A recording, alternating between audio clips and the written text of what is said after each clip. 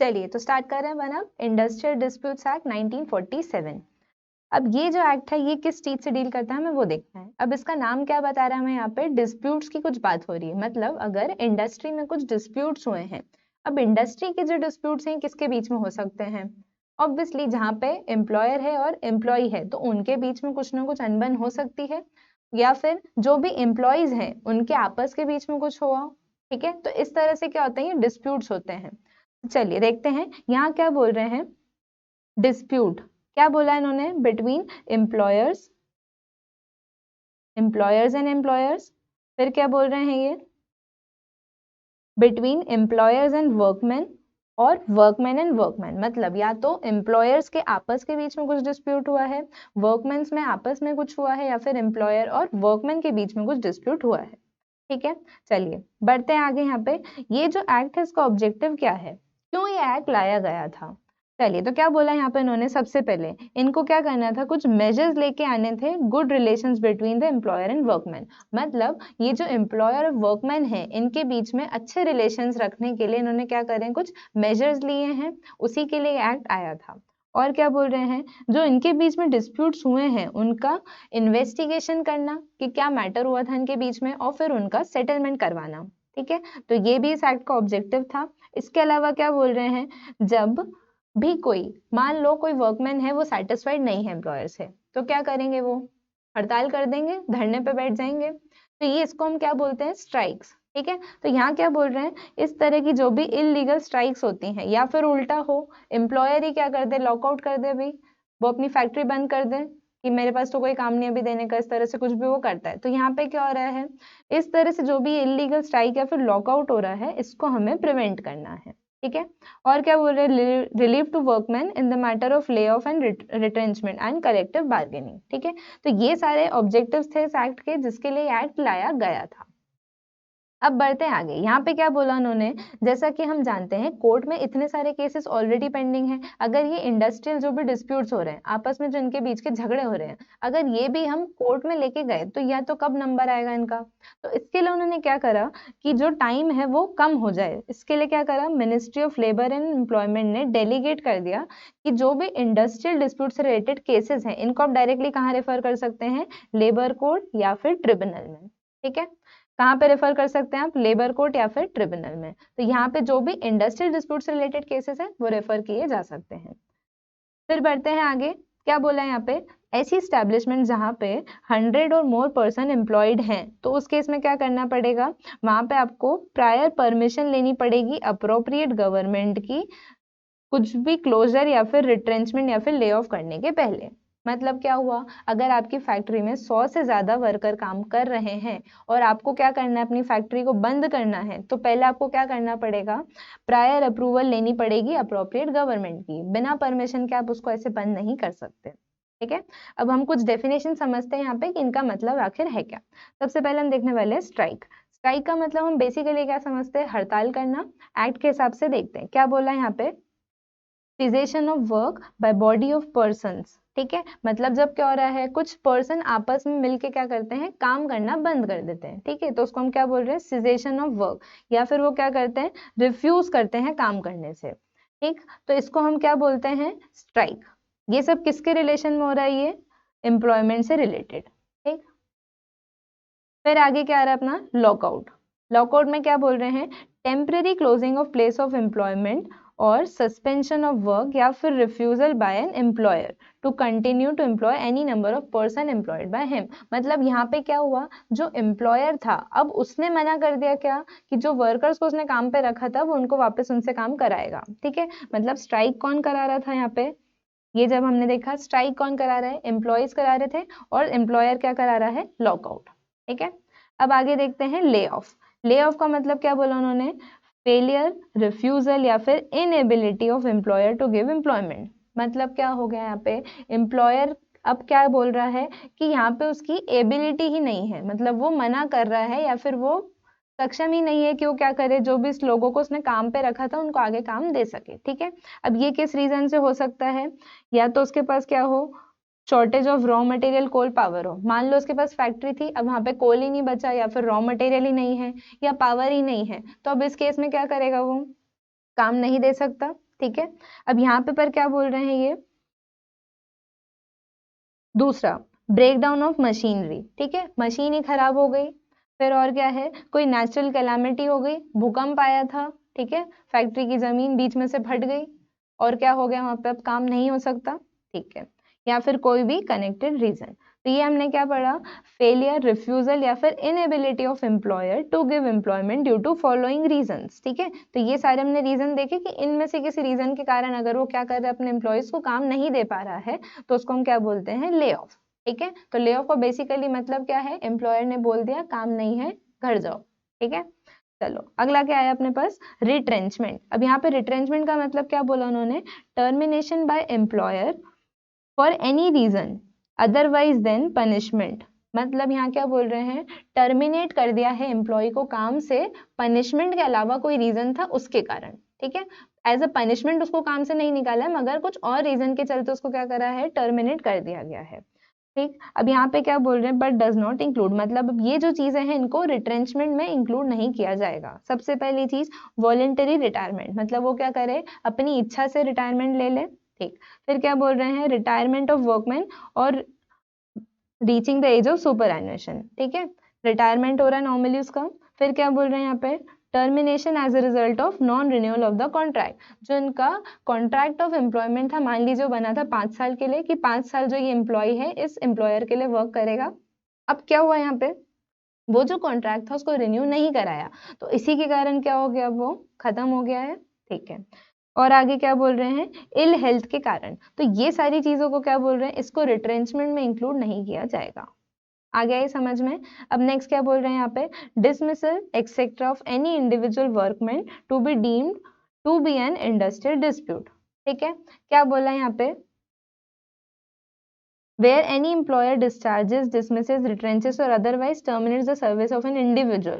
क्या बोल रहे हैं यहाँ पे, एम्प्लॉयर ने क्या करा है, एम्प्लॉय को काम से निकाल दिया है, ठीक है, किसी भी तरीके से, अब उसको निकाला है, कुछ भी करा है, पर उसका काम टर्मिनेट हो चुका है। तो ये क्या बोल रहे हैं, इस चीज को डीम्ड मान लिया जाएगा कि क्या है, इंडस्ट्रियल डिस्प्यूट है, ठीक है। और क्या बोल रहे हैं यहाँ पे, भले ही इसमें क्या हो, कोई भी वर्कमैन या फिर union of workman party to dispute ना हो, ठीक है, तो भी इसको डीम माना जाएगा कि ये क्या है, इंडस्ट्रियल डिस्प्यूट है। हुआ ये क्लियर। चलिए अब हमारे पास अगला क्या रहा है, voluntary reference of disputes to arbitration. ये दिया है काम है सेक्शन नंबर 10A में। क्या बता रहा है सेक्शन 10A में, कि यहाँ पे क्या है, जो भी डिस्प्यूट्स हैं इसको क्या करेंगे, आर्बिट्रेशन के थ्रू रिजॉल्व करेंगे। चलिए समझते हैं इसको। अब सेक्शन नंबर 10A हमें देखना है, क्या देख रहे हैं हम सेक्शन नंबर 10A में, voluntary reference of disputes to arbitration, मतलब खुद से ही आपने क्या करा है, अपने डिस्प्यूट्स को आर्बिट्रेशन में रेफर करा है, ठीक। चलिए क्या बोल रहे हैं, अगर इंडस्ट्रियल डिस्प्यूट जो है उसको आपने किसी लेबर कोर्ट में, किसी ट्रिब्यूनल में या फिर नेशनल ट्रिब्यूनल में रेफर नहीं करा था, ठीक है, ये क्या करा आपने, यहाँ पे इन 3 जगह पे रेफर नहीं करा, तो उस केस में क्या हो सकता है, जो एम्प्लॉयर है या फिर जो वर्कमैन है, जो एम्प्लॉयर है या फिर जो वर्कमैन है, वो क्या कर सकता है, एक रिटर्न अग्रीमेंट के थ्रू आर्बिट्रेशन का प्रोसेस चूज कर सकता है, ठीक है। हुआ ये क्लियर। क्या बात कर रहे हैं हम यहाँ पे, कि अगर कोई इंडस्ट्रियल डिस्प्यूट था और इस डिस्प्यूट को आप कहाँ पे लेके नहीं गए हैं, लेबर कोर्ट में, ट्रिब्यूनल में या फिर नेशनल ट्रिब्यूनल में, तो इस केस में जो एम्प्लॉयर है और जो वर्कमैन है उसके पास क्या है, ऑप्शन रहेगा कि वो एक रिटर्न अग्रीमेंट करके क्या कर सकते हैं, इस केस को आर्बिट्रेशन में लेके जा सकते हैं, ठीक है। अब आगे बात करते हैं, ये जो आर्बिट्रेशन अग्रीमेंट है ये कैसा रहेगा, ये होना चाहिए प्रिस्क्राइब फॉर्म में और प्रिस्क्राइब मैनर में, ठीक है। और इस पे क्या होगा, सारी जो पार्टीज हैं वो क्या करेंगी, इस पे साइन करेंगी। हुआ ये क्लियर। क्या बात करी हमने, अगर ये केस कोर्ट में या ट्रिब्यूनल में नहीं गया तो कहाँ ले जाएंगे इसको, आर्बिट्रेशन में। जो आर्बिट्रेशन अग्रीमेंट है प्रिस्क्राइब फॉर्म में और प्रिस्क्राइब मैनर में होना चाहिए, और इस पे सारी पार्टीज क्या करेंगी, साइन करेंगी। फिर आगे बढ़ते हैं, क्या बोल रहे हैं यहाँ पे, ये जो आपके आर्बिट्रेशन अग्रीमेंट बनाया इसकी कॉपी आपको क्या करनी पड़ेगी, भेजनी पड़ेगी अप्रोप्रिएट गवर्नमेंट या फिर कंसिलेशन ऑफिसर को, ठीक है। ये कॉपी आप उन्हें भेजेंगे और फिर क्या होगा, विद इन 1 मंथ जो अप्रोप्रिएट गवर्नमेंट है उसको ये पब्लिश करना पड़ेगा ऑफिशियल गजेट में। हुआ ये क्लियर। क्या चल रहा है यहाँ पे, आर्बिट्रेशन एग्रीमेंट की कॉपी थी, हमने किसको दी ये, अप्रोप्रिएट गवर्नमेंट को या फिर कंसिलेशन ऑफिसर को, और अब ये क्या करेंगे, उसको विद इन 1 मंथ पब्लिश कर देंगे ऑफिशियल गजेट में। हो गया ये क्लियर। अब एट लास्ट जब क्या होगा, आर्बिट्रेटर ने पूरा डिस्प्यूट जो है उसको इन्वेस्टिगेट कर लिया और उसी के अकॉर्डिंग क्या करेगा, वो अपना फैसला देगा, जिसको हम क्या बोलेंगे, आर्बिट्रेशन अवार्ड। ठीक है, जो आर्बिट्रेशन में कंक्लूजन निकलता है, जो फैसला आता है, उसको हम क्या बोलते हैं, आर्बिट्रेशन अवार्ड। तो ये आर्बिट्रेटर क्या करेगा, इस अवार्ड को भेजेगा किसके पास, अप्रोप्रिएट गवर्नमेंट के पास। हुआ क्लियर। चलो अब आगे क्या बोल रहे हैं, अगर ये जो इंडस्ट्रियल डिस्प्यूट है, ठीक है, यहाँ पे क्या बोल रहे हैं, आपने ये आर्बिट्रेशन में रेफर कर दिया है और क्या बोल रहे हैं, नोटिफिकेशन इशू कर दी है, तो अब उस केस में क्या हो जाएगा, जो अप्रोप्रिएट गवर्नमेंट है वो ऑर्डर कर देगी किस चीज के लिए, जो स्ट्राइक या फिर लॉकआउट चल रहा था उसको डिसकंटिन्यू करने के लिए।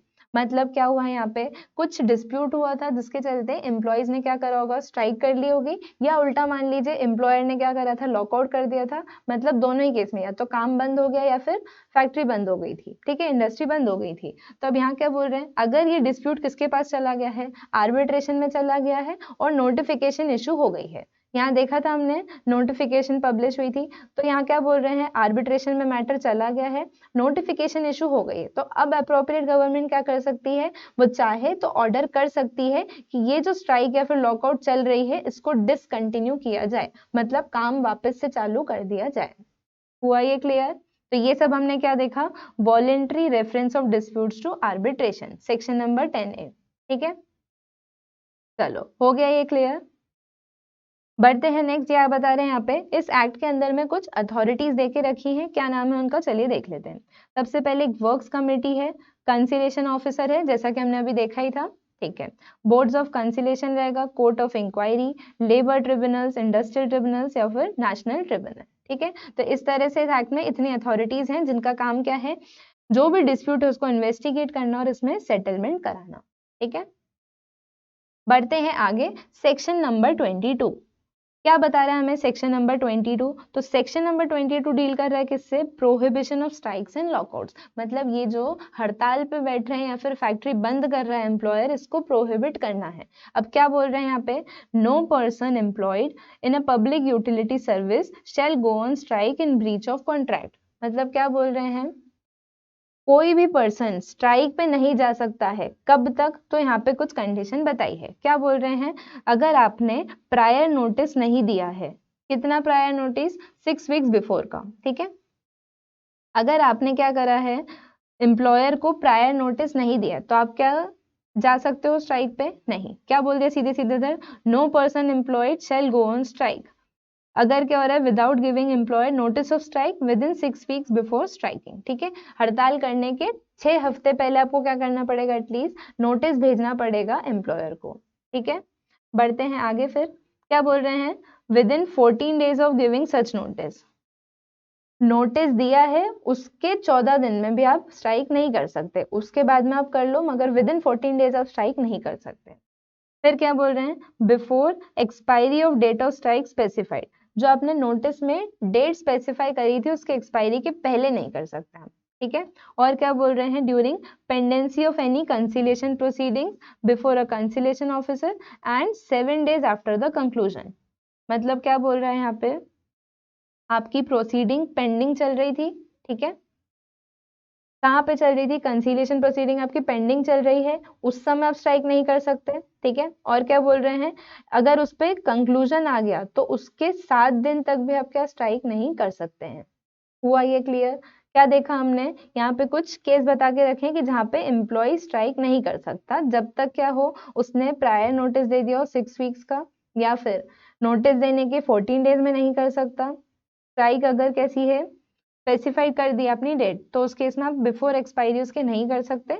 और अगर आपकी पेंडेंसी में है कंसीलेशन प्रोसीडिंग्स, तो आप तब नहीं कर सकते, और कंक्लूजन आने के 7 दिन बाद तक भी नहीं कर सकते। ठीक है, अब क्या बोल रहे हैं आगे, सेम टू सेम वही पूरे प्रोविजंस हैं, किस पे लग रहे हैं अभी, एम्प्लॉयर पे। यहाँ पे हमने क्या बोला था कि एम्प्लॉय जो है स्ट्राइक नहीं कर सकता, यहाँ पे क्या बोल रहे हैं, एम्प्लॉयर जो है लॉकआउट नहीं कर सकता।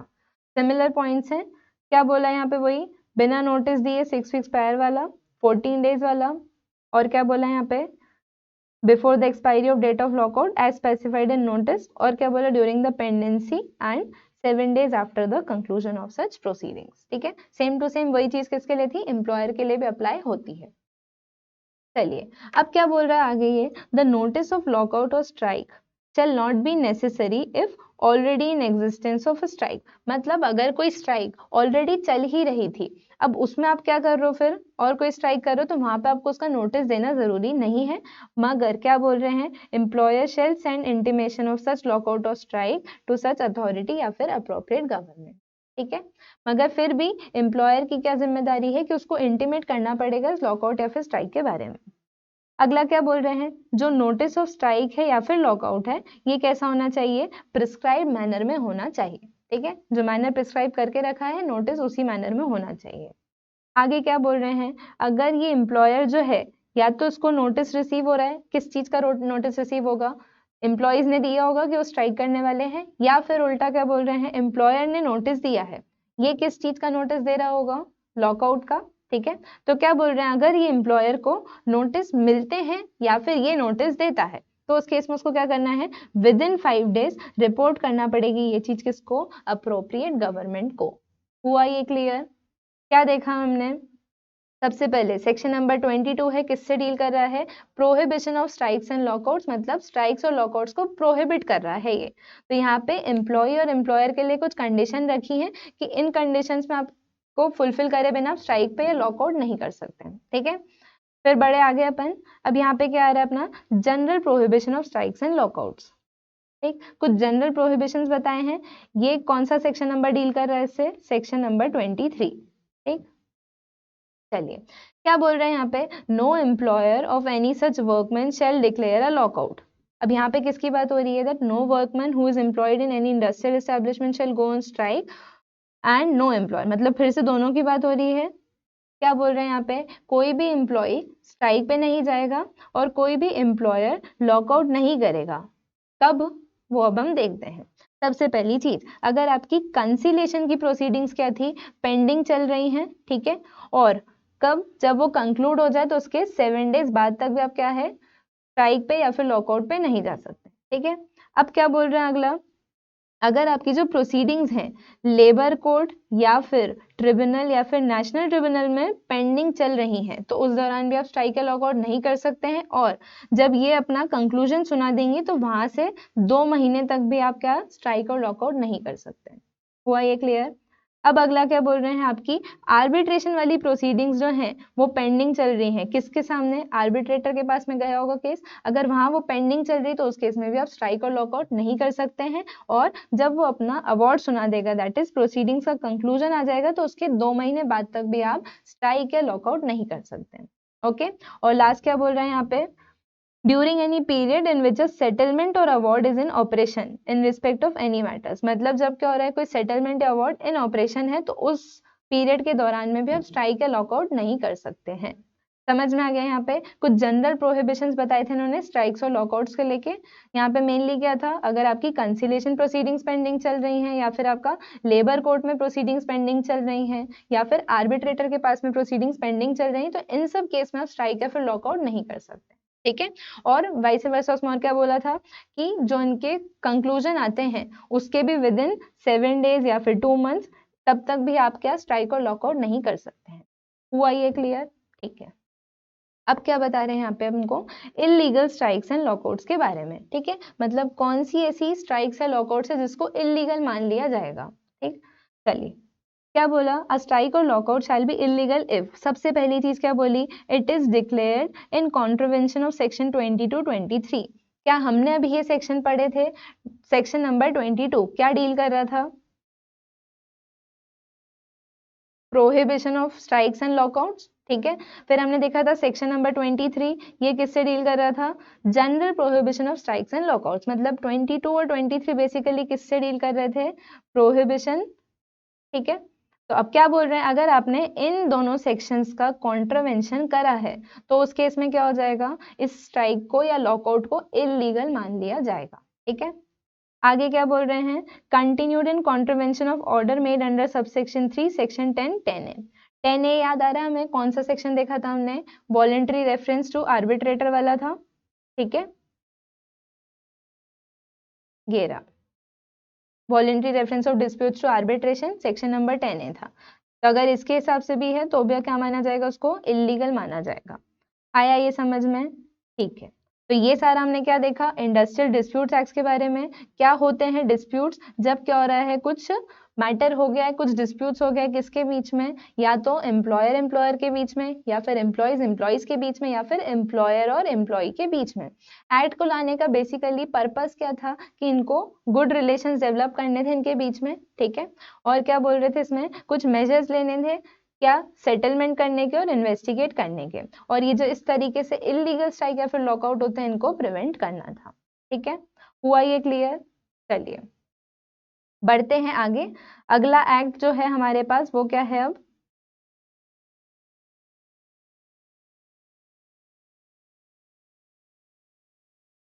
Rights of person with disabilities act.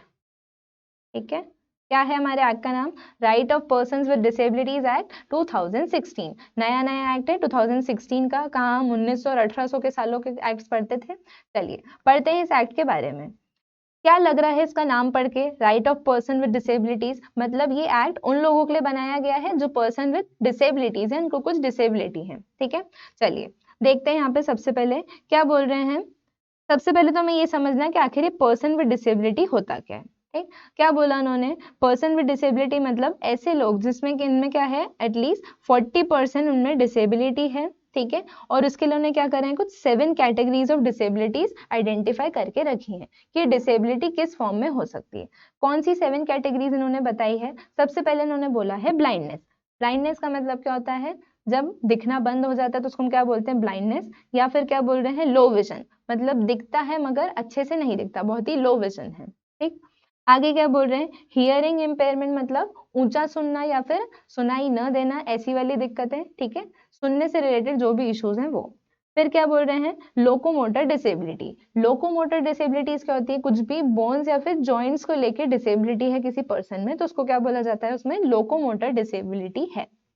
आगे क्या बोल रहे हैं, मेंटल रिटार्डेशन या फिर मेंटल इलनेस, मतलब मानसिक रूप से अगर कुछ प्रॉब्लम है, ठीक है, मेंटली अगर आप थोड़े से कुछ स्लो हैं तो उस केस में क्या हो जाता है, वो मेंटल रिटार्डेशन या फिर मेंटल इलनेस काउंट होता है। ठीक है, और क्या बोला है, लेप्रोसी क्योर्ड, तो लेप्रोसी एक प्रॉब्लम होती है, क्योर्ड होने के बाद भी क्या हुआ आप में, लॉस ऑफ सेंसेशन है हैंड्स एंड फीट्स में, मतलब आपको हाथ में या फिर पैर में कुछ भी फील नहीं हो रहा है तो उसमें क्या होता है, लॉस ऑफ सेंसेशन है, तो इसको भी क्या माना गया है, एक डिसेबिलिटी माना गया है।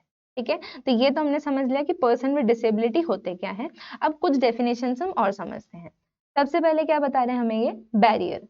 बैरियर का मतलब क्या होता है, हम यूजुअली समझें तो रुकावट। ठीक है, चलिए क्या बोले यहाँ पे, refers to any factor which hampers the full and effective participation of person with disabilities in the society.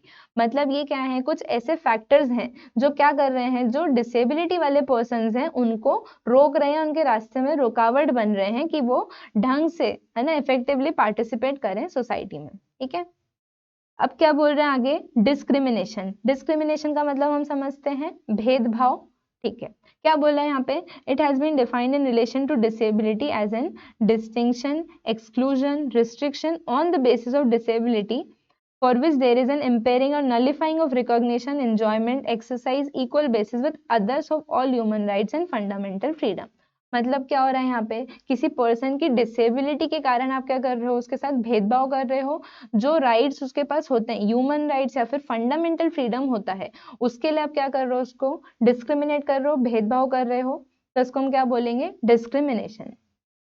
ठीक है, चलिए अगला क्या है, पर्सन विद डिसेबिलिटी हम देख चुके हैं। अब अगला क्या बोल रहे हैं, ये पर्सन विद बेंचमार्क डिसेबिलिटी। अब ये पर्सन विद बेंचमार्क डिसेबिलिटी का मतलब क्या है, person who has 40% of more of the specified disability not being defined in measurable terms. मतलब कई बार क्या होता है, ये डिसेबिलिटी को मेजर करना पॉसिबल नहीं होता है तो उसको हम क्या बोल रहे हैं, बेंचमार्क डिसेबिलिटी। ठीक है, आगे क्या बोल रहे हैं, person with disability having high support needs. मतलब ऐसा कोई पर्सन जिसमें क्या है, बेंचमार्क डिसेबिलिटी है उसको, और उसको क्या जरूरत है, हाई सपोर्ट की जरूरत है, तो उसको हम क्या बोलेंगे, person with disability having high support.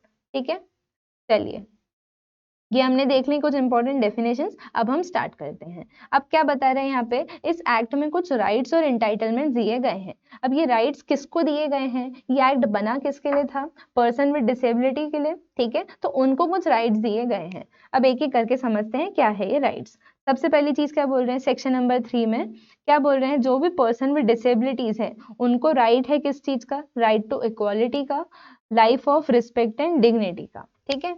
मतलब इन्हें इक्वालिटी का हक है कि इनको भी इक्वल ट्रीट किया जाए, और साथ में क्या बोल रहे हैं, ये इनको भी रिस्पेक्ट मिले, इनकी डिग्निटी मेंटेन की जाए, ठीक है। अब क्या बोल रहे हैं, इनके साथ किसी भी प्रकार का डिस्क्रिमिनेशन या फिर कोई भेदभाव नहीं होना चाहिए, ठीक। चलिए सेक्शन नंबर 4 क्या बता रहा है हमें, जो गवर्नमेंट और लोकल अथॉरिटीज है इनको क्या करना चाहिए, कुछ मेजर्स लेने चाहिए कि जो भी वुमेन या फिर चिल्ड्रन है डिसेबिलिटी के साथ उनको इक्वल राइट्स मिल रहे हैं या नहीं, ओके। चलिए सेक्शन नंबर 5 क्या राइट दे रहा है यहाँ पे, right to live in the community, ठीक है, not oblige to live in particular living arrangement. मतलब जो पर्सन में डिसेबिलिटीज हैं उनको पूरा हक है कि वो क्या करें, कम्युनिटी में फ्रीली रह सकें। ऐसा नहीं होना चाहिए कि उनके ऊपर आप ऐसी ऑब्लिगेशन डाल रहे हो कि उनको कोई एक अलग अरेंजमेंट में रखा जाना चाहिए, ठीक है। चलो फिर आ रहा है सेक्शन नंबर 6। यहाँ पे बेसिकली किस चीज के लिए बात कर रहे हैं कि इनको इंश्योर करना है कि ये जो भी पर्सन विद डिसेबिलिटीज हैं इनके साथ में कोई क्रुएलिटी तो नहीं हो रही या फिर कोई इनह्यूमन ट्रीटमेंट तो नहीं हो रहा है, ठीक है। चलिए क्या बोल रहे हैं यहाँ पे, हमें ऐसे लोगों को प्रोटेक्ट करना है किसके अगेंस्ट, टॉर्चर, क्रूअल या फिर इनह्यूमन या फिर डिग्रेडिंग ट्रीटमेंट। मतलब अगर उसके साथ कोई भी गलत व्यवहार कर रहा है, कोई गलत ट्रीट कर रहा है, तो उस चीज को हमको क्या करना है, डिस्क्रिमिनेट करना, मतलब उस चीज को हमको अवॉइड करना है। ऐसे हमको इन सब चीजों से उन्हें प्रोटेक्ट करना पड़ेगा, ठीक है। आगे क्या बोल रहे हैं, हमें उन्हें प्रिवेंट करना है कि उनको कोई सब्जेक्ट ऑफ रिसर्च नहीं मान लिया जाए बिना उनकी कंसेंट के, ठीक है। और ये कंसेंट कैसी होनी चाहिए, फ्री कंसेंट। मतलब ऐसा नहीं हो कि आप उनके ऊपर जोर जबरदस्ती करके उनसे कंसेंट ले लें कि आप उनके ऊपर कुछ रिसर्च करके देखेंगे। हुआ ये क्लियर। चलिए फिर बढ़ते हैं आगे सेक्शन नंबर 7 पे। यहाँ क्या बोल रहे हैं, protect person from any sort of abuse, violence और एक्सप्लॉयटेशन। मतलब जो भी पर्सन विद डिसेबिलिटीज हैं इनका कोई गलत इस्तेमाल तो नहीं कर रहा है, इनका फायदा तो नहीं उठा रहा, हमें इस चीज का ध्यान रखना है, और इनके साथ किसी भी तरह की वायलेंस या फिर अब्यूजिव ट्रीटमेंट नहीं हो रहा हो, ठीक है। चलिए आगे क्या बोल रहे हैं, पुलिस ऑफिसर की ये ड्यूटी है कि अगर उसके पास कोई भी केस आता है किससे रिलेटेड, ऐसे पर्सन्स के अगेंस्ट में कुछ क्रुएल्टी हो रही है और उनके पास ऐसा कुछ केस आया है, तो उनकी ड्यूटी क्या है कि जो विक्टिम है, मतलब वो जो पर्सन विद डिसेबिलिटी है उसके साथ जो भी बुरा हुआ है उसको वो इन्फॉर्म करे किस चीज के बारे में, right to free legal aid, ठीक है। तो उसकी ड्यूटी किसकी है, ये पुलिस ऑफिसर की, कि वो इन्फॉर्म करेगा विक्टिम को किसके बारे में, right to free legal aid, ठीक है। चलो फिर है सेक्शन नंबर 8। यहाँ पे क्या बता रहे हैं हमें, ये प्रोटेक्शन एंड सेफ्टी। किस केस में, कोई भी नेचुरल डिजास्टर हुआ हो, कुछ रिस्क वाला है, कुछ आर्म्ड कॉन्फ्लिक्ट्स हुए हैं, तो इन केस में क्या होगा, हमें इनकी प्रोटेक्शन और सेफ्टी का भी ध्यान रखना जरूरी है, ठीक है। फिर आता है सेक्शन नंबर 9। ये क्या बता रहा है हमें, prevents separation of any child with disability except by order of the court. मतलब कोई ऐसा चाइल्ड है डिसेबिलिटी वाला, उसको आप उसकी फैमिली से, उससे पेरेंट्स से सेपरेट नहीं कर सकते हैं, एक्सेप्ट अगर क्या हो, कोर्ट ने ही ऐसा कुछ ऑर्डर दिया हो, ठीक है। जो भी नेसेसरी कंडीशंस थी उसको देखते हुए। अगला है सेक्शन नंबर 10।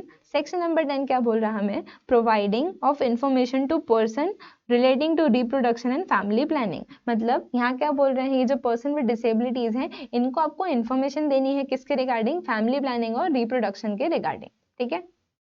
चलिए बढ़ते हैं आगे। 11 to 13 ये किससे डील कर रहा है, जो भी इलेक्शन वाले राइट्स होते हैं, मतलब जो भी सिटीजन के सारे राइट्स होते हैं उससे डील कर रहा है। तो यहाँ पे क्या बोल रहे हैं, जो इलेक्शन कमीशन है उसकी ये ड्यूटी है कि वो क्या इंश्योर करे कि ये जो भी इलेक्टोरल प्रोसेस है, मतलब जो पूरा इलेक्शन का प्रोसेस है, ये कैसा होना चाहिए, अंडरस्टैंडेबल और एक्सेसिबल होना चाहिए पर्सन विद डिसेबिलिटीज के लिए। मतलब उन्हें समझ में आना चाहिए कि प्रोसेस आखिरकार है क्या, और उनके लिए एक्सेसिबल भी होना चाहिए, ठीक है।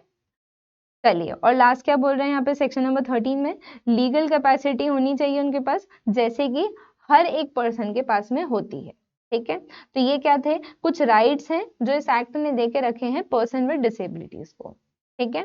चलिए बढ़ते हैं आगे। अब यहाँ पे हमें देखना है provisions relating to education. Education बहुत इंपॉर्टेंट होता है, ठीक है, और ये सभी के लिए इंपॉर्टेंट होता है।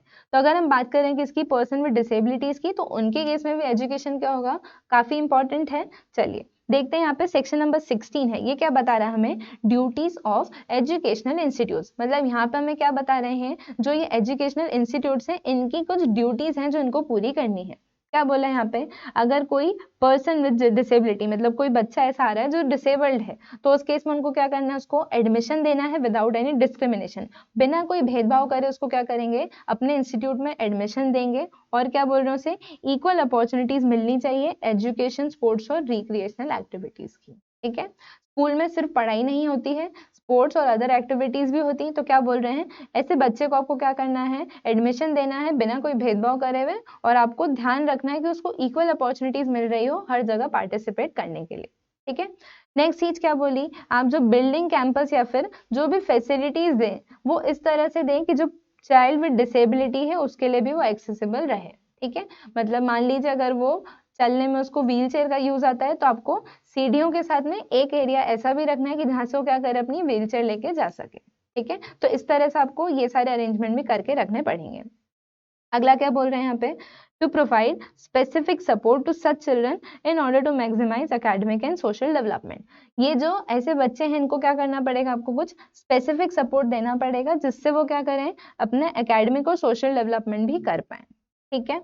अगला क्या बोल रहे हैं, make arrangement for students who are deaf और ब्लाइंड। अगर बच्चा ऐसा है कि जो देख नहीं सकता या फिर सुन नहीं सकता है, तो उस केस में आपको उसके अकॉर्डिंग कुछ नेसेसरी अरेंजमेंट्स करने पड़ेंगे, ठीक है।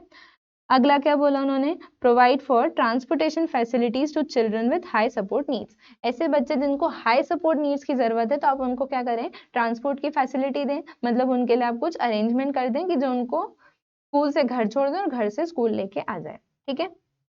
बढ़ते हैं नेक्स्ट पे, सेक्शन नंबर 17।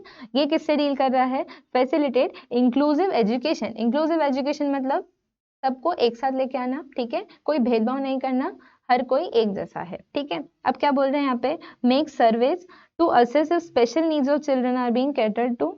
आगे क्या बोल रहे हैं, establish schools and train teachers. आप क्या करें, जो चिल्ड्रन विद डिसेबिलिटीज हैं उनके लिए स्कूल्स एस्टैब्लिश करें, और जो हमारे टीचर्स हैं उनको आप ट्रेन करें कि वो कैसे डील करेंगे बच्चों से, ठीक है। आगे क्या बोल रहे हैं, बुक्स प्रोवाइड करें उन्हें, और कोई भी ऐसे असिस्टिव टूल्स हैं स्टूडेंट्स के लिए तो वो भी आप उन्हें प्रोवाइड करें। फिर क्या बोल रहे हैं, स्कॉलरशिप्स के बारे में, और क्या बोला है यहाँ पे, रिसर्च के बारे में, ठीक है। ये रिसर्च किस चीज से रिलेटेड है, टीचिंग और लर्निंग स्किल्स इंप्रूव करने के लिए, ठीक है। तो ये सारी चीज हमने क्या देखी है इधर, प्रोविजंस रिलेटिंग टू एजुकेशन। यहाँ पे क्या है, एजुकेशनल इंस्टीट्यूट की कुछ ड्यूटीज हैं वो देखी हमने, और इसके अलावा क्या है, इंक्लूसिव एजुकेशन के लिए भी कुछ उन्होंने बताए हैं, वो सब चीजें हमको देखनी पड़ेंगी, ठीक है। चलिए बढ़ते हैं आगे। अब क्या बोल रहे हैं यहाँ पे, स्किल डेवलपमेंट एंड एम्प्लॉयमेंट। मतलब अभी आपने उन बच्चों को पढ़ाने की बात देखी है, अब हम क्या देखने वाले हैं, उनके एम्प्लॉयमेंट और उनकी स्किल डेवलपमेंट के बारे में, ठीक है। जैसे उन्हें एजुकेशन का राइट मिला है, वैसे ही उन्हें कहीं पे जॉब करने का, कहीं पे एम्प्लॉयमेंट में जाने का भी राइट होना चाहिए। चलिए देखते हैं यहाँ पे क्या बोल रहे हैं इधर। सबसे पहले क्या बोला उन्होंने, कि ये जो चैप्टर है ये अलाउ करता है पीपल विद डिसेबिलिटीज को कि वो क्या करें, खुद के लिए लिविंग अरेंज कर सके, है ना, मेक लिविंग फॉर देमसेल्व्स। मतलब वो क्या करें, सेल्फ डिपेंडेंट हो सके, वो खुद के लिए अर्न कर सके, खुद को संभाल सके, ठीक है। आगे क्या बोल रहे हैं, as well as accepted for jobs without such discrimination. बिना कोई डिस्क्रिमिनेशन के लिए उनको उस जॉब के लिए एक्सेप्ट किया जाए, ठीक है। अब क्या बोल रहे हैं यहाँ पे, सेक्शन नंबर 19 बोल रहे हैं कि गवर्नमेंट की ड्यूटी है कि वो क्या करे, कुछ ऐसी स्कीम्स या फिर प्रोग्राम्स अरेंज करे, किस चीज के लिए, वोकेशनल ट्रेनिंग या फिर self employment of person with disabilities, और साथ में क्या करे, उन्हें लोन्स प्रोवाइड करे कंसेशनल रेट में, ठीक है। मतलब क्या बोल रहे हैं यहाँ पे आप कुछ ऐसी स्कीम्स या फिर प्रोग्राम लेके आओ पर्सन विद डिसेबिलिटीज के लिए, जिससे वो क्या करें, सेल्फ एम्प्लॉयड हो सके। और सेल्फ एम्प्लॉयड होना है मतलब उन्हें पैसों की रिक्वायरमेंट रहेगी खुद का बिजनेस स्टार्ट करने के लिए, तो इसके लिए आप क्या करें, उन्हें कंसेशनल रेट्स पे लोन्स दें, ठीक है। चलो बढ़ते हैं आगे। अब क्या आ रहा है अपने पास, सेक्शन 19 का सबसेक्शन 2। ये किस बारे में बात कर रहा है ma'am, some types of scheme which have been spoke out, ठीक है। कुछ स्कीम्स के बारे में बताया है ना, क्या बोल रहे हैं, सबसे पहला inclusion of person with disability in vocational and skill development programme, जो ये वोकेशनल और स्किल डेवलपमेंट प्रोग्राम्स होते हैं वहां पे आप इनको भी इंक्लूड कीजिए। फिर क्या बोल रहे हैं, इनकी ट्रेनिंग के लिए आप इन्हें एडिकेट सपोर्ट दें और फैसिलिटीज दें। फिर कंसेशनल रेट्स पे लोन्स दें, और जो प्रोडक्ट्स इन्होंने बनाए हैं उनकी आप मार्केटिंग करें जिससे वो प्रोडक्ट ज़्यादा से ज़्यादा सेल हो और क्या हो, इनको ज़्यादा से ज़्यादा प्रॉफिट हो। और क्या बोल रहे हैं, maintenance of data about progress made in the skill development programmes. ठीक है, इनकी जो प्रोग्रेस है उसका डेटा भी मेंटेन करके रखें। चलिए आगे क्या बोल रहे हैं, मेंटेनिंग ऑफ रिकॉर्ड। ठीक, क्या बोल रहे हैं यहाँ पे, सेक्शन 22 बोलता है कि आपको क्या करना है, जो भी पर्सन विद डिसेबिलिटीज हैं इन एम्प्लॉयमेंट, ठीक है, तो एम्प्लॉयमेंट एक्सचेंज में आपको इनका रिकॉर्ड मेंटेन करना है। और उसके अलावा क्या बोल रहे हैं, ये जो भी नॉन कंप्लायंस हो रहा है तो उसकी कंप्लेंट्स को भी एड्रेस करना है। ठीक है, चलिए आगे जो अब हम देखने वाले वो है सेक्शन नंबर 24। ये किससे डील कर रहा है, social security, health, rehabilitation and recreation. मतलब क्या बोल रहे हैं, ये जो पर्सन विद डिसेबिलिटीज इनको आपने पढ़ने का हक दिया है, एम्प्लॉयमेंट का राइट दिया है, तो अब आप इन्हें थोड़ा रिक्रिएशन मतलब मौज मस्ती का भी राइट दें। ठीक है, क्या बोला है यहाँ पे, सबसे पहले कम्युनिटी सेंटर्स हो जहाँ पे इनके लिए गुड सेफ्टी, सैनिटेशन और हेल्थ केयर सर्विसेज हो। इसके अलावा क्या बोल रहे हैं, उन बच्चों के लिए फैसिलिटीज दो जिनकी कोई फैमिली या फिर कोई घर नहीं है। अगर नेचुरल डिजास्टर होता है तो फिर इन लोगों के लिए कुछ सपोर्ट सर्विसेज होनी चाहिए। ठीक है, आगे क्या बोल रहे हैं, support woman with disability to make a livelihood and to support her children. ठीक है, मतलब कोई वुमन विद डिसेबिलिटी है तो आप उसको सपोर्ट करें कि वो खुद के लिए कैसे कमा सके, और साथ में आप क्या करें, उसके चिल्ड्रंस को भी सपोर्ट करें। ठीक है, आगे क्या बोल रहे हैं, सेफ ड्रिंकिंग वाटर मिल रहा है उन्हें, प्रॉपर सैनिटेशन फैसिलिटीज हो स्पेशली स्लम एरियाज में। ठीक, और क्या बोला है यहाँ पे, इंश्योरेंस स्कीम भी लेके आ सकते हैं। तो ये क्या था, कुछ तरह की स्कीम्स या फिर प्रोग्राम्स देखे जो क्या करने आपको बनाने चाहिए। ठीक है, किसकी जिम्मेदारी है ये, गवर्नमेंट की। आगे क्या बोल रहे हैं, इनको मिलना चाहिए क्या, barrier free access to free of cost health care. ठीक है, free of cost health care मिलना चाहिए और इसमें कोई भी रुकावट नहीं आनी चाहिए। फिर क्या बोल रहे हैं, person with disability have good social life, तो उसके लिए आप क्या करें, कुछ कल्चरल इवेंट्स ऑर्गेनाइज करें, कुछ रिक्रिएशनल एक्टिविटीज करवाएं, कुछ स्पोर्ट कॉम्पिटिशन्स कराएं, तो जिससे क्या रहेगा, उनकी एक सोशल लाइफ भी मेंटेन रहेगी। ठीक है, चलिए अब फाइनली हम आ रहे हैं किस पे, special provisions for persons with benchmark disability regarding employment. ठीक है, अभी तक हम किसकी बात कर रहे थे, पर्सन विद डिसेबिलिटीज की, अब हम किसकी बात करने वाले हैं, पर्संस विद बेंचमार्क डिसेबिलिटी। अब इनके एम्प्लॉयमेंट के लिए सरकार ने क्या करा है, हम वो देखते हैं। क्या बोला है यहाँ पे सेक्शन नंबर 31 में, right to free education for children with benchmark disability. सबसे पहली चीज क्या बोली कि ये जो पर्सन है विद बेंचमार्क डिसेबिलिटी, इनको क्या दे रहे हैं, ये राइट टू फ्री एजुकेशन।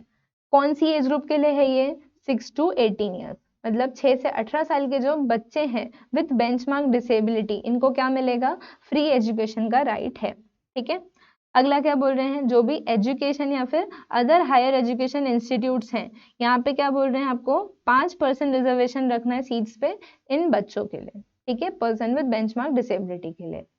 आया समझ में ये, चलिए आगे क्या बोल रहे हैं, जो गवर्नमेंट एस्टेब्लिशमेंट है वहां पे 4% रिजर्वेशन रखना है इनको। ठीक है, person with benchmark disability such as blindness या फिर लो विजन वाले लोग, या फिर डेफ या फिर हार्ड ऑफ हियरिंग, और क्या बोला है, लोकोमोटर डिसेबिलिटी, मतलब जिनको देखने में कुछ प्रॉब्लम है, सुनने की कुछ प्रॉब्लम है, या फिर जिनको बोन्स या फिर जॉइंट्स वाली प्रॉब्लम है, तो उनके लिए क्या बोल रहे हैं, गवर्नमेंट एस्टेब्लिशमेंट में आपको 4% रिजर्वेशन रखना है। ठीक है, चलिए फिर आगे क्या बोल रहे हैं, 5% रिजर्वेशन रखना आपको किस चीज के लिए, allotment of agriculture land, housing related schemes, मतलब बेसिकली सरकार की जो स्कीम्स आती है वहां पे आपको क्या करना है, 5% रिजर्वेशन रखना है पर्सन विद बेंचमार्क डिसेबिलिटी वालों के लिए। किस तरह की स्कीम्स होती हैं ये, एग्रीकल्चर लैंड अलॉट होने की स्कीम है, हाउसिंग रिलेटेड है, पॉवर्टी एलिवेशन है, या फिर कोई भी डेवलपमेंट स्कीम्स है। तो इन सब स्कीम्स में आपको क्या करना है, 5% रिजर्वेशन इनके लिए रखना है, मतलब ये जो स्कीम है इतने 5% लोग तो एटलीस्ट अवेल करें। ठीक है, चलिए आगे क्या बोल रहा है, special provision for person with disabilities with high support needs.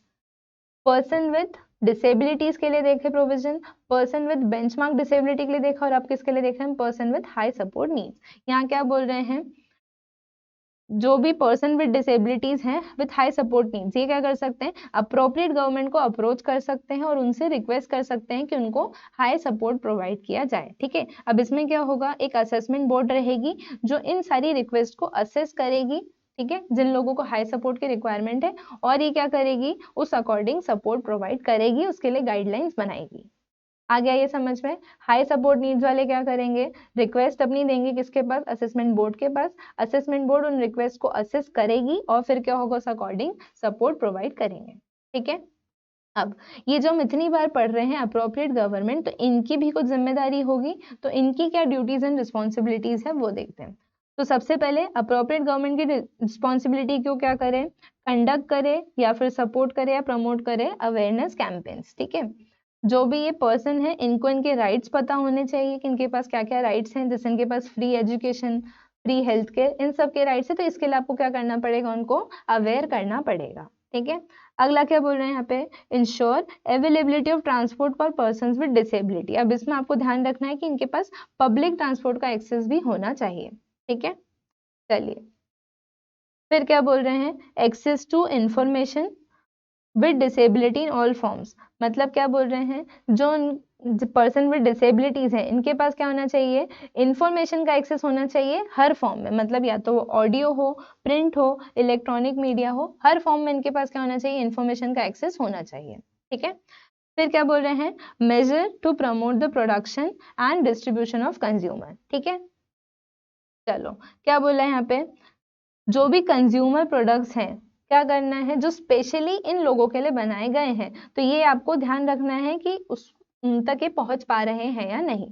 ठीक है, चलिए फिर क्या आ रहा है यहाँ पे, all structures of central government shall be made accessible to person having disability.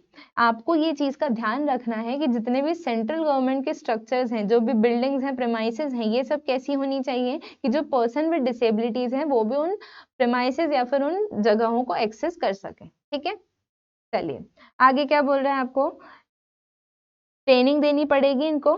ठीक है, जो भी इनकी नीड्स हैं उसके अकॉर्डिंग। तो ये ट्रेनिंग किसको देनी है, आपको डॉक्टर्स, लॉयर, जजेस, टीचर्स को, कि जो इस तरह के लोग आ रहे हैं तो उनसे डील करने के लिए भी आप उनको प्रॉपरली ट्रेन करके रखें ताकि उनकी भी नीड्स पूरी हो जाए।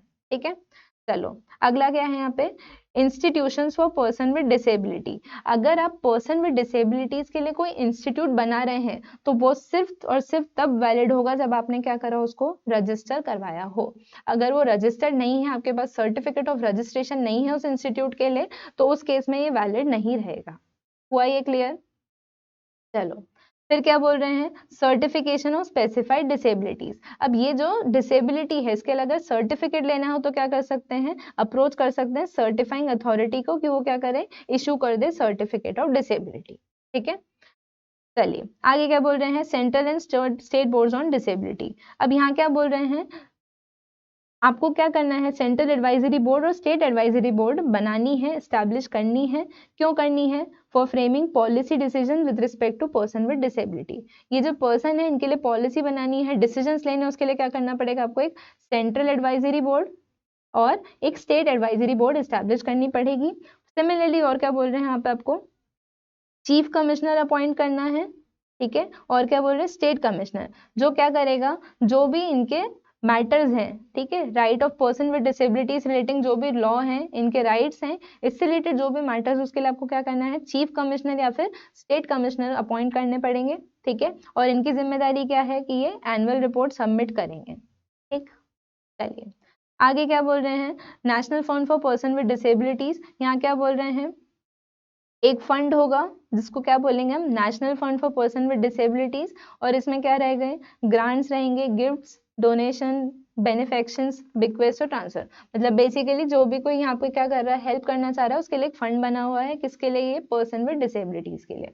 ठीक है, चलिए आगे बताइए इन्होंने ऑफेंसेस एंड पेनल्टीज। क्या बोल रहे हैं यहाँ पे ऑफेंसेस एंड पेनल्टीज पे, कॉन्ट्रवेंशन कर रहे हैं अगर आप इस एक्ट के प्रोविजंस का, अगर पहली बार कर रहे हो तो 10,000 का फाइन लगेगा, दूसरी बार अगर कॉन्ट्रवेंशन करा तो 50,000 से लेके 5 लाख तक का फाइन लगेगा। हुआ ये क्लियर? चलिए आगे क्या बोल रहे हैं, अब यहाँ पे कुछ बता रहे हैं, क्या चीज, अगर आपने ये कोई एक्ट्स करे हैं, ठीक है, ये पर्टिकुलर कोई ऐसे एक्ट्स आपने करे हैं, तो उस केस में क्या हो जाएगा, आपको जेल हो सकती है 6 मंथ्स की, और वहां से कितने 5 इयर्स तक, और साथ में फाइन भी। मतलब अगर आपने ऐसा कुछ भी किया है तो इस केस में क्या हो जाएगा, 6 मंथ से लेके 5 इयर्स तक की आपको क्या हो सकती है, जेल हो सकती है, प्लस फाइन भी लग सकता है।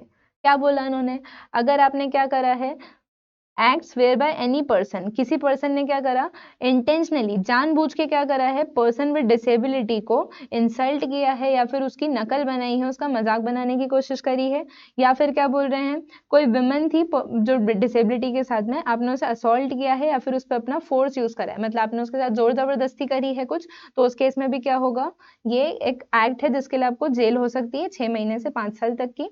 आगे क्या बोल रहे हैं, आपने पर्सन विद डिसेबिलिटी को वॉलेंटरीली और नोइंगली, जानबूझ के आपने क्या करा, उन्हें फूड्स और फ्लूइड्स जो हम उसको देने का मना करा है, मतलब आप उसको क्या कर रहे हैं, खाना और पानी उसको नहीं दे रहे हैं जानबूझकर, तो उसको भी क्या माना जाएगा, ये पनिशेबल ऑफेंस है, ठीक है। फिर क्या बोल रहे हैं, आपने क्या करा है, वुमेन को, जो भी चाइल्ड या फिर वुमेन था विद डिसेबिलिटीज को आपने सेक्सुअली एक्सप्लॉइट करा है, ठीक है, तो उस केस में भी क्या हो जाएगा, ये पनिशेबल रहेगा। आगे क्या बोल रहे हैं, वॉलंटरली इंजर्स, डैमेज या फिर interferes with the use of any limb और सेंस और any supporting device of a person with disability, ठीक है। तो इस तरह से आपने अगर ये कुछ एक्ट्स करे हैं तो उस केस में क्या हो जाएगा, आपको जेल हो सकती है 6 मंथ से लेके 5 इयर्स तक के, और साथ में फाइन भी लग सकता है, ठीक है। तो यहाँ पे खत्म होता है हमारा क्या, राइट्स ऑफ डिसेबिलिटीज एक्ट। हो गया ये क्लियर, किसके लिए बना था ये राइट्स, किसके लिए था ये एक्ट हमारा, पर्सन विद डिसेबिलिटीज के लिए, फिर person with benchmark disability and person with benchmark disability with high support, इनके लिए हमने सारे प्रोविजंस देखे हैं, क्या क्या इन्हें राइट्स मिले हैं, क्या ड्यूटीज हैं गवर्नमेंट की, वो भी हमने देखी। तो इस तरह से हमारी ये एक्ट खत्म हुआ। अब बढ़ते हैं हमारे चैप्टर के लास्ट एक्ट पे, फाइनली हम एंड पे आ चुके हैं। क्या है ये act, the sexual harassment of women at work place prevention prohibition and redressal act 2013, ये भी एक्ट नया नया है। चलिए, अब ये एक्ट बना क्यों था, तो ये एक्ट बनाया गया था वुमेन्स के लिए एट वर्क प्लेस, मतलब जो महिलाएं क्या कर रही हैं, काम करती हैं, ऑफिसेज जाती हैं, या फिर किसी भी फॉर्म में काम कर रही हैं, मान लीजिए डोमेस्टिक वर्कर्स हैं, वो किसी के घर जाके काम कर रही हैं। तो इस तरह से क्या बोल रहे हैं, यहाँ पे इन्होंने ध्यान रखा है किस चीज का, फंडामेंटल राइट्स ऑफ वुमेन का टू इक्वालिटी, ठीक है, मतलब जो वुमेन्स हैं इनको भी हक है कि क्या करें, ये भी दूसरों की तरह जाके किसी भी वर्क प्लेस पे काम करें बिना किसी प्रॉब्लम्स के।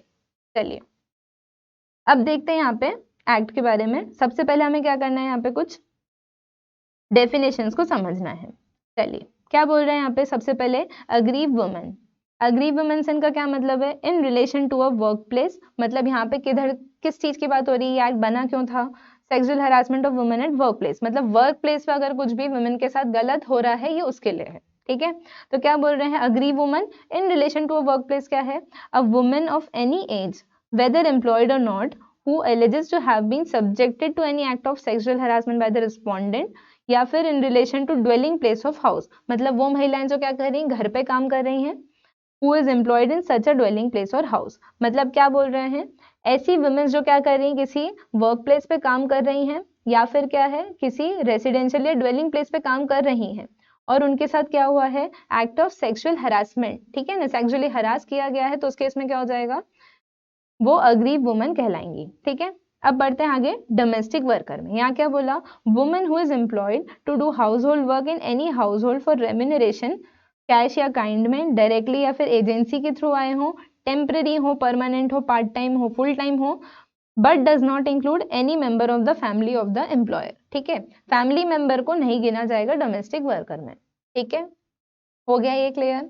चलिए, बढ़ते हैं आगे किस पे, एम्प्लॉय पे। एम्प्लॉय का मतलब क्या बताया है यहाँ पे, a person employed at work place for any work, regular हो, टेम्पररी हो, एडॉक हो, डेली वेज वाला हो, डायरेक्टली आए हो या फिर किसी एजेंट के थ्रू आए हो, किसी कॉन्ट्रैक्टर के थ्रू आए हो, ठीक है, विद या फिर without knowledge of the principal employer, ठीक। क्या बोल रहे हैं आगे, whether the terms of employment are express or employed and includes a coworker, contract worker, probationer, trainee, apprentice, call by any such other name, मतलब सब आ गए यहाँ पे, आप डायरेक्टली गए हो, कॉन्ट्रैक्टर के थ्रू आए हो, एजेंसी के थ्रू आए हो, आप वहाँ पे एम्प्लॉय हो, ट्रेनी हो, अप्रेंटिस हो, कुछ भी फॉर्म में तो क्या है, आप एम्प्लॉय कहलाओगे।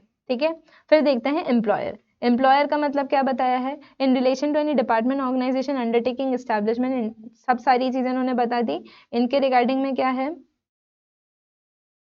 फिर क्या बोल रहे हैं, any work place not covered under subsection 1, any person responsible for management, supervision and control of the work place. ठीक है, तो जो भी पर्सन क्या है, रिस्पॉन्सिबल है मैनेजमेंट सुपरविजन के लिए वर्क प्लेस की, तो उसको भी हम क्या बोलेंगे, एम्प्लॉयर। फिर क्या बोल रहे हैं यहाँ पे, person discharging contractual obligation with respect to his और हर एम्प्लॉइज, उसको भी बोला जाएगा। ठीक है, कॉन्ट्रैक्ट बेसिस पे अगर, तो उस केस में भी वो एम्प्लॉयर रहेगा।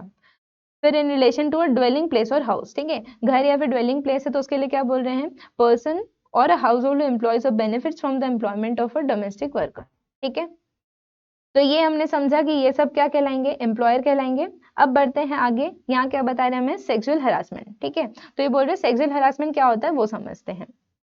includes any one or more of the following unwelcome acts or behavior। unwelcome acts और behavior का मतलब क्या होता है, ऐसे acts जो कि welcome नहीं है, मतलब that is not acceptable, तो उसको हम क्या बोलते हैं, unwelcome acts or behavior, whether directly or by implication, directly करा हो या फिर वो implied हो, तो उस केस में क्या बोल रहे हैं, ये क्या चीज है, नेमली उन्होंने बता दिया है, फिजिकल कॉन्टैक्ट एंड एडवांसेस। ठीक है, कोई अनवेलकम फिजिकल कॉन्टैक्ट है।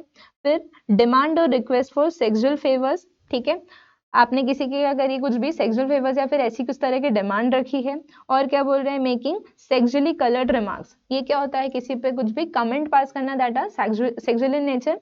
फिर क्या बोल रहे हैं, शोइंग पोर्नोग्राफी। और क्या बोला है, any other unwelcome physical verbal or non verbal conduct of sexual nature, मतलब सेक्सुअल नेचर का आपने कोई कमेंट पास करा है, ठीक है, फिजिकल कॉन्टैक्ट हुआ है जो कि अनवेलकम्ड है, आपने इस तरह की कोई डिमांड रखी है, तो ये सब किस में काउंट किया जाएगा, सेक्सुअल हरासमेंट में। ठीक है, वर्क प्लेस हम समझ ही गए हैं, कोई भी डिपार्टमेंट, ऑर्गेनाइजेशन, एस्टैब्लिशमेंट, इस तरह से, भले गवर्नमेंट हो, नॉन गवर्नमेंट हो, मतलब दैट इज प्राइवेट सेक्टर हो, हॉस्पिटल या फिर नर्सिंग होम्स हो, कोई स्पोर्ट्स इंस्टीट्यूट, स्टेडियम या फिर उस तरीके से हो, या फिर क्या है, place visited by employ arising out of during or the course of employment, client visit के लिए गए हो कभी, उसके हिसाब से। ठीक है, तो ये सब जगह क्या कहलाएंगी, वर्क प्लेस कहलाएंगी।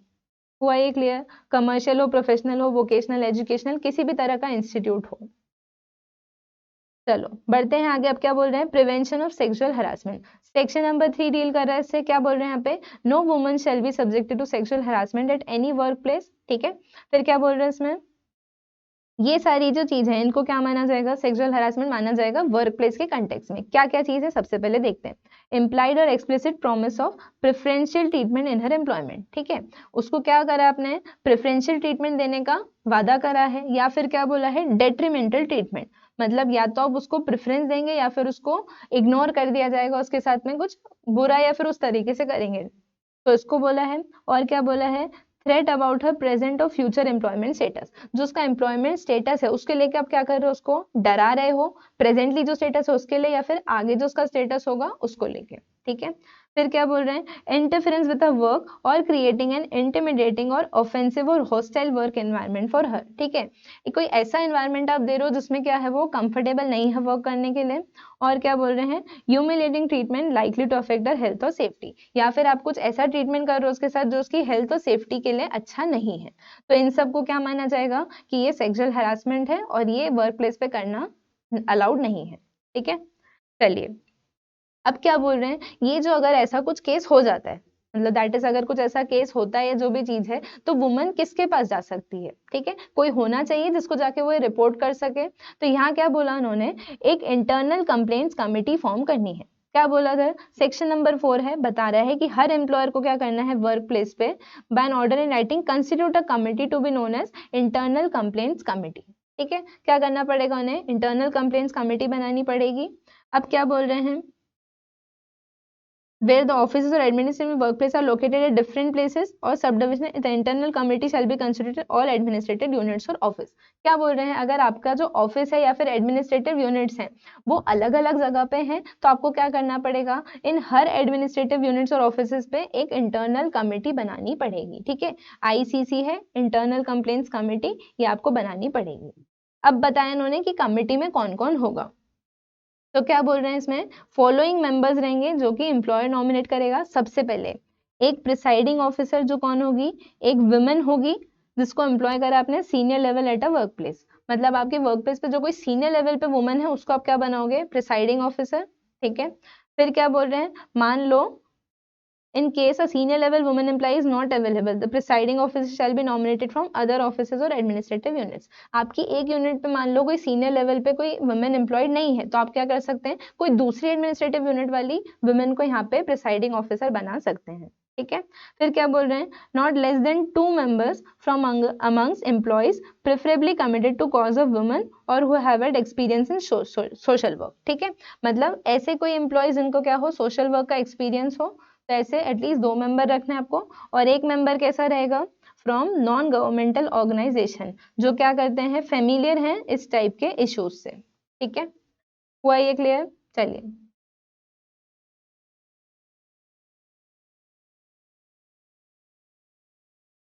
अब आगे क्या आ रहा है, constitution and jurisdiction of local committee. अब ये दूसरी तरह की कमिटी आई है, यहाँ क्या आया है देखते हैं, चलिए यहाँ क्या बोल रहे हैं, हर डिस्ट्रिक्ट ऑफिसर को क्या करना पड़ेगा, कंस्टिट्यूट इन डिस्ट्रिक्ट, डिस्ट्रिक्ट में क्या करनी है, कमिटी बनानी है जिसका नाम क्या होगा, लोकल कमिटी, जो क्या करेगी, कंप्लेंट्स रिसीव करेगी of sexual harassment from establishments जहाँ पे इंटरनल कमिटी नहीं थी। ठीक है, देखो होता क्या है, ये जो इंटरनल कंप्लेंट्स कमेटी थी ये बनाने की रिक्वायरमेंट कहाँ पे है, जहाँ पे कितने हो, 10 या 10 से ज्यादा लोग हों। ठीक है, 10 और मोर पर्सन है तो आपको क्या करना पड़ता है, फिर तो आपको ये बनानी है इंटरनल कंप्लेंट्स कमेटी। मान लेते हैं कि वहां पे क्या था, 10 से लोग कम थे, तो उस केस में क्या हो जाएगा, हर डिस्ट्रिक्ट में एक लोकल कमेटी बनेगी। ठीक है, जो क्या करेगी, उन लोगों से कंप्लेंट्स रिसीव करेगी जहाँ पे इंटरनल कंप्लेंट्स कमेटी नहीं थी। तो जहाँ इंटरनल कंप्लेंट्स कमेटी नहीं है तो उस केस में लोग कहाँ जाके कंप्लेन कर सकते हैं, लोकल कमेटी में। ठीक है, चलो आगे क्या बोल रहे हैं ये, कंप्लेन्स ऑफ सेक्सुअल हरासमेंट। यहाँ क्या बोल रहे हैं, कोई भी अग्रीव वुमन जो है क्या कर सकती है, राइटिंग में कंप्लेंट लिखा सकती है सेक्सुअल हरासमेंट की, कहाँ पे, इंटरनल कमेटी है तो उधर लिखवा दे, वो नहीं है तो फिर कहाँ लिखवाए, लोकल कमेटी पे। ठीक है, कितने टाइम में करना है ये, विद इन 3 months, मतलब ऐसा कुछ भी एक्ट हुआ हो तो उसके विद इन 3 months क्या करना है, उसे कंप्लेंट अपनी राइटिंग में लिखवानी है, या तो इंटरनल कमेटी के पास या फिर लोकल कमेटी के पास में। ठीक है, चलिए जहां पे अगर ऐसा हो कि जो कंप्लेंट है वो राइटिंग में नहीं की जा सकती, मान लीजिए वो वुमन हो उसको लिखना नहीं आता हो, तो उस केस में क्या हो जाएगा, जो प्रिसाइडिंग ऑफिसर है या फिर मेंबर है कमेटी का, वो क्या करेगा, जितने भी रीजनेबल असिस्टेंस दे सकता है उसको देगा ताकि उसकी कंप्लेंट जो है राइटिंग में आ जाए। ठीक है, चलिए आगे क्या बोल रहे हैं, मान लो क्या हुआ कि 3 महीने में वुमन ये कंप्लेन नहीं कर पाई, तो उस केस में क्या बोल रहे हैं, एक एक्सटेंशन दे देंगे, कितना, 3 months का और। ठीक है, अगर वो सेटिस्फाइड है कि कुछ ऐसी सर्कमस्टेंसेस हुई थी कि जिसके कारण वो वुमन 3 महीने में कंप्लेन नहीं कर सकती थी, तो उसको क्या करा है, एक्स्ट्रा 3 months का टाइम यहाँ पे दिया है। ठीक है,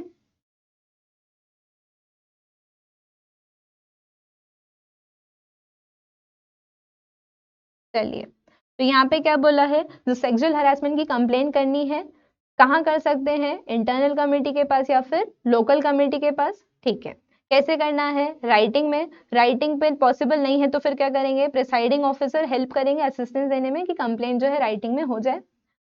कितने टाइम में करनी है ये कंप्लेन हमें, 3 months में। 3 months में नहीं कर पाए तो फिर अगर प्रिसाइडिंग ऑफिसर सेटिस्फाइड है तो उस केस में वो क्या कर सकते हैं, इसको 3 महीने से और एक्सटेंड कर सकते हैं टाइमलाइन को, मतलब 3 महीने का टाइम और मिल जाएगा कंप्लेन रेज करने के लिए। ठीक है, चलो फिर बढ़ते हैं आगे, अगला क्या है अपने पास, कंसिलेशन। क्या बोला है यहाँ पे, सेक्शन नंबर 10 है, ये डील कर रहा है किससे, कि जहाँ पे इंटरनल कमेटी या फिर local committee before initiating an inquiry at the request of aggrieved woman take steps to settle the matter between her and respondent through conciliation. मतलब क्या हुआ यहाँ पे, वुमन थी अपना मैटर लेके गई होगी किसके पास, या तो इंटरनल कंप्लेंट्स कमेटी के पास या फिर लोकल कमेटी के पास, और यहाँ पे क्या हुआ, इसकी इंक्वायरी स्टार्ट करने के पहले। ठीक है, तो बिफोर इंक्वायरी क्या हुआ, अग्री वुमन ने अगर ऐसी रिक्वेस्ट कर दी कि मैटर जो है कहाँ लेके जाए, कंसिलेशन के थ्रू, ठीक है, हर कोई नहीं चाहता कि मैटर कोर्ट तक जाए, तो यहाँ पे इसने क्या बोल दिया अगर कि ये मैटर जो है कंसिलेशन के थ्रू डील किया जाना चाहिए, तो फिर उस केस में क्या बोल रहे हैं, ये कंसिलेशन के थ्रू उसको डील करेंगे। ठीक है, फिर क्या बोल रहे हैं, where settlement has been arrive, तो जो इंटरनल कमेटी या लोकल कमेटी है वो क्या करेगी, इस सेटलमेंट को रिकॉर्ड कर लेगी और सेम जो चीज है उसको फॉरवर्ड करेगी एम्प्लॉयर को और डिस्ट्रिक्ट ऑफिसर को। ठीक है, मतलब मैटर कहाँ गया, कंसिलेशन में, वहां पे उन्होंने उसको पूरा ट्रायल करा, उसका जो भी था सब इन्वेस्टिगेट करा, एट लास्ट क्या हुआ, वहां से जो भी हमारे पास क्या आया, सेटलमेंट आया, तो इस सेटलमेंट को क्या करना पड़ेगा, इंटरनल कमेटी और लोकल कमेटी को, ये किसको देना पड़ेगा, एम्प्लॉयर को और डिस्ट्रिक्ट ऑफिसर को। ठीक है, चलिए फिर आगे बढ़ते हैं, क्या बोल रहे हैं, इंक्वायरी इनटू कंप्लेंट। क्या बोल रहे हैं यहाँ पे, सेक्शन नंबर 11 है, क्या बता रहे हैं ये, जो इंटरनल कमेटी या लोकल कमेटी है, ठीक है, जहाँ पे क्या बोल रहे हैं, respondent is an employ, proceed to make an inquiry into the complaint. ठीक, उसने क्या करा, इंक्वायरी का बोला है। ठीक, और क्या बोल रहे हैं, अगर डोमेस्टिक वर्कर वाला केस है तो उस केस में क्या हो जाएगा, देखो बहुत सिंपल सी चीज समझो, अगर कोई केस आया है इंटरनल कमेटी के पास या फिर लोकल कमेटी के पास, तो वो क्या करेंगे, उसमें इंक्वायरी करेंगे उस कंप्लेंट की, उसको इन्वेस्टिगेट करेंगे।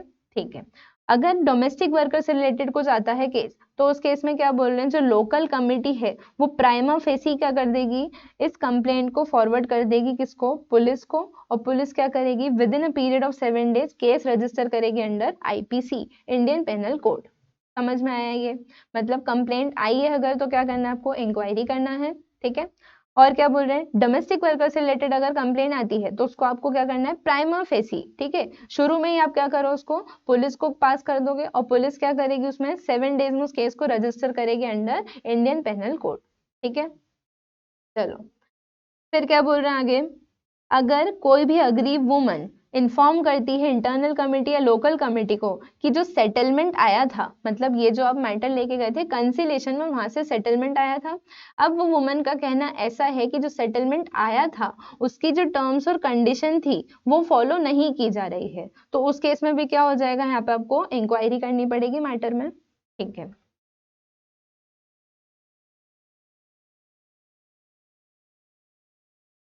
चलिए तो ये हमने देखा किसके बारे में, इंक्वायरी इनटू कंप्लेन, मतलब अगर कंप्लेन आती है तो उसमें आपको इंक्वायरी करना है, डोमेस्टिक वर्कर से रिलेटेड है तो पुलिस को दे देना है, फिर वो आईपीसी के अंडर केस रजिस्टर हो जाएगा।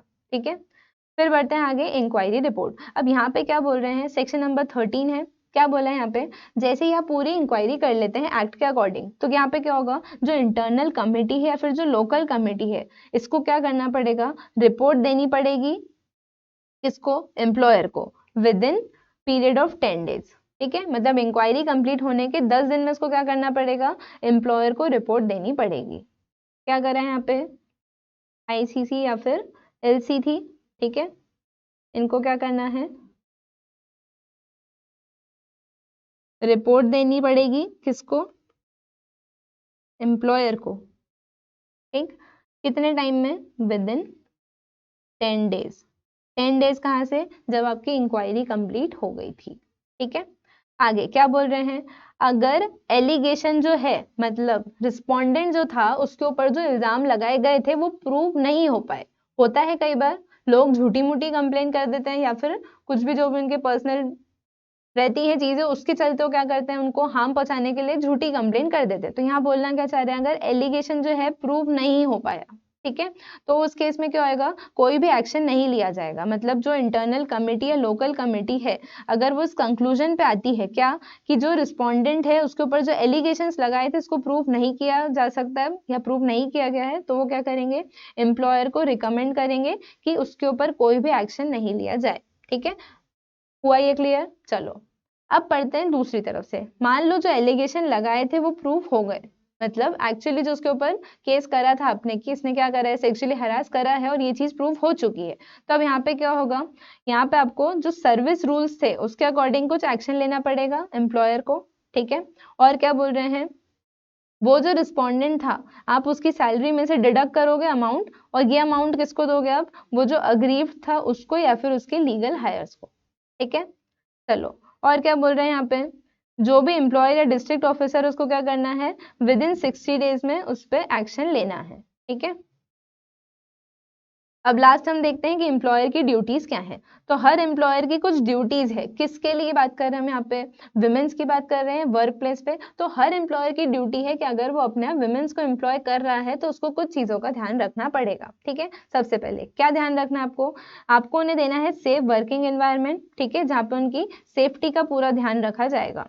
फिर आगे क्या बोल रहे हैं? Display at any conspicuous place in the work place penal consequences of sexual harassment. ठीक है, तो ये बेसिकली क्या करना है आपको? एम्प्लॉयर की ड्यूटी है कि क्या करे, वो डराने के लिए ही सही क्या करे, किसी ऐसी जगह पे डिस्प्ले पे लगाए ये चीज, क्या कि अगर सेक्सुअल हरासमेंट करते हैं तो उसके पेनल कॉन्सिक्वेंसेज क्या होंगे, क्या पेनल्टी लग सकती है। ठीक है, फिर क्या बोल रहे हैं? वहां पे आप अपने ऑर्गेनाइजेशन में वर्कशॉप्स अरेंज करें या फिर अवेयरनेस प्रोग्राम्स अरेंज करें, जिससे क्या होगा, एम्प्लॉयज को पता चले इसके बारे में। ठीक है, और कौन है इंटरनल कमेटी के मेंबर्स, ये सब भी। तो ये सारी चीजें क्या है, उनको अवेयरनेस भी होनी चाहिए। आगे क्या बोल रहे हैं? Provide necessary facilities to the internal committee या फिर local committee for dealing with complaint and conducting an inquiry. अगर इंटरनल कमेटी के पास या फिर लोकल कमेटी के पास में कोई केस जाता है तो इनकी जिम्मेदारी क्या है कि उनको नेसेसरी फैसिलिटी दें कि जिससे वो क्या करें, कंप्लेंट से डील कर सकें और उसमें इंक्वायरी भी कर सकें। ठीक है, आगे क्या बोल रहे हैं? Assist in securing attendance of respondent and witnesses before the internal committee. ठीक है, मतलब ये जो विटनेस रखे गए थे, ठीक है, जो भी विटनेस है आपको क्या करना, उनकी अटेंडेंस को सिक्योर करना है। ठीक है, वो ऐसा देखते हैं ना हम, क्या होता है मूवीज में, कहीं पे भी जो कोई विटनेस होता है वहां पहुंचने के पहले ही उसको भी निपटा दिया जाता है। तो यहाँ पे आपको क्या करना है, विटनेस का भी अटेंडेंस का ध्यान रखना पड़ेगा। ठीक है, आगे क्या बोल रहे हैं? Make available such information to internal committee regard to the complaint made under section 19। ठीक है, कोई भी इंफॉर्मेशन देनी है तो आप इंटरनल कमेटी को या लोकल कमेटी को देंगे। ठीक है, और क्या बोल रहे हैं? provide assistance to the woman if she so chooses to file a complaint in relation to offense under Indian Penal Code। अगर वो वुमन जो है वो क्या करना चाह रही है, इंडियन पेनल कोड के अंदर कंप्लेन करना चाह रही है, तो फिर आपकी जिम्मेदारी कि आप उसको सपोर्ट करें। ठीक है, और क्या बोल रहे हैं? Cause to initiate action under the Indian penal code any other law timing in force against perpetrator और if the aggrieved woman so desires. ठीक है, क्या बोला है यहाँ पे? आपको क्या करना है, पेनल कोड के हिसाब से कुछ भी जो एक्शन है वो इनिशिएट करना पड़ेगा।